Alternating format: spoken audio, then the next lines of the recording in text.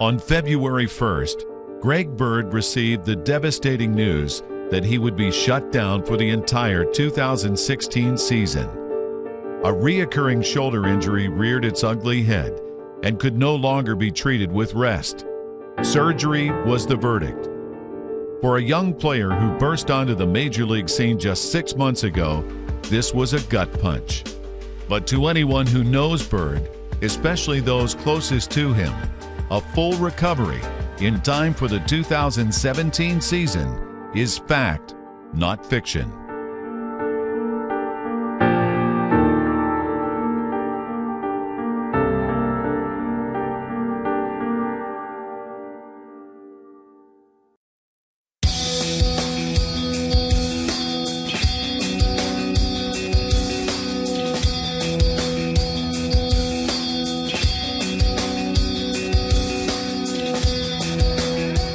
On a visit to Colorado just 2 weeks prior to the crushing diagnosis, it became quickly apparent that Bird's biggest fans were the two people who know him best.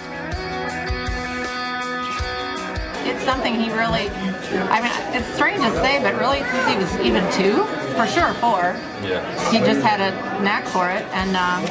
And really the first, I mean, ironically, the first baseball player that he ever really knew, a professional, as far as of them, was Babe Ruth because of the Sandlot. Yeah. And he would, mimic him yeah. and walk around and say, I'm the great Babino, yeah. that kind of thing. Yeah. So that was kind of ironic that he ended up as a Yankee, you know? I remember thinking in freshman year, I remember thinking it. I'm going to get drafted. Like, I remember kind of reading about it. It was starting to become a thing to me. Like, I didn't really understand it in middle school. And I remember sitting in class thinking, that's what I want to do that. Like, that's what I want to do out of high school. We never pushed Greg into any sport. Yeah. And he liked multiple sports, but I think we always knew that he was a good baseball player. I struck out 4 times in 2 games in a row, back-to-back nights, and then 3 times the next night. And I remember I called him, I think it was after those games, and I was talking to my dad, and he said, man, how are you going to not strike out so much? What's up with all those strikeouts? I said, oh yeah, look at that. That's what I'm talking about. This is the street that we live on. And this is always icy like this. Our house was this one. Right there. When we first moved, when they hadn't done any landscaping yet or anything, we knew them.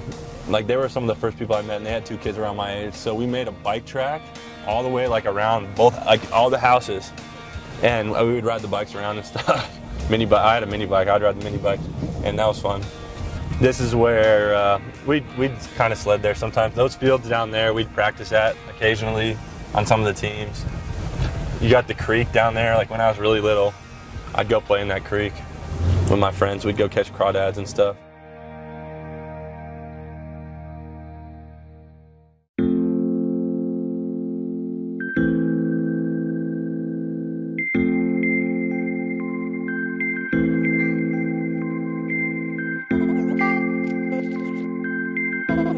Here in his home state, Bird's impact is felt far and wide. At Grandview, he's known for far more than hitting baseballs over the fence. He was a stellar student. I don't know too many Major League Baseball players that probably took 3 years of Chinese, and the courses that he challenged himself with, and being able to juggle that and have all A's and B's. I don't think he had anything but A's and B's. The big thing for me was just the attitude that he had, the type of person he was, what he brought to the table besides being able to play. It was the attitude and the work ethic and the personality. He is an extremely mature young man. He always had a smile, no matter when you saw him, and was always positive, upbeat, incredible character, and we all know how he swings a bat. I mean, I've never seen anything like it. I spent a lot of time actually on that side of this, but a lot of time in school in here. I used to hit the balls into the tennis court. He probably knows. Yeah, he did. He was the tennis coach. You could hear the sound off the bat. Mr. Ryan, there you go. Bird's brief but resounding legacy is imprinted everywhere in this school. The effect he has left here is palpable, from the administration all the way down to the students. Starting this time of the year, we would do like 5:30 a.m. workouts for baseball in here. And we'd basically have an infield set up, and they'd be whacking ground balls at us at 5 in the morning or whatever, and we'd be running around yelling at us and all that.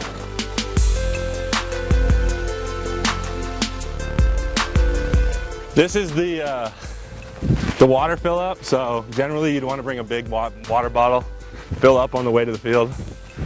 It was always a pain when it's in the winter time, like in early spring they don't have it on because it freezes and there's no water.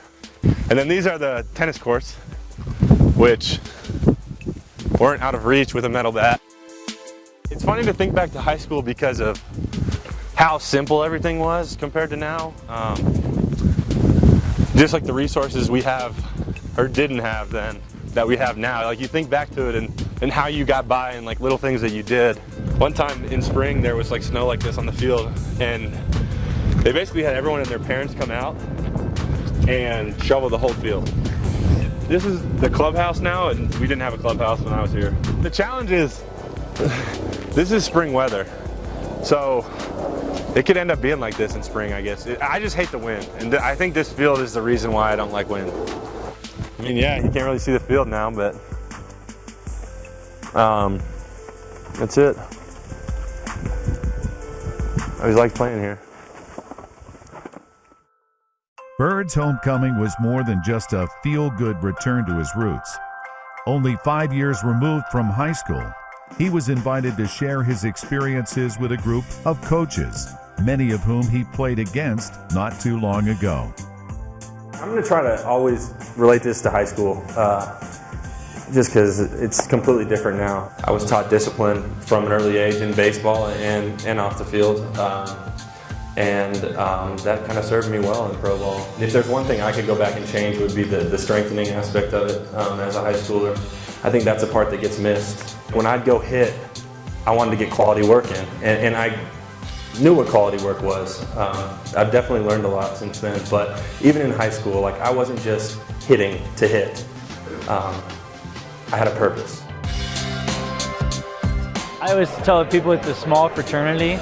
I think there's only really a couple guys ever that have been from Colorado and made it to the big leagues. And so for us both to be able to do that and do it at a young age, we're only a couple years removed from high school. So to be able to come back and just kind of give some knowledge, you know, even if they take away one thing from tonight and go back and share it with their hitters or their pitchers, you know, then we did our job. I just love baseball and talking baseball. And so being able to do it with these guys and for them to be able to turn that around and help a high school kid who, you know, wants to learn is huge. A bad break? Sure. Tough timing? No doubt. But Greg Bird's innate maturity, incredible outlook, and support network have prepared the 23-year-old for the upward battle ahead. Mission 2017 has already begun.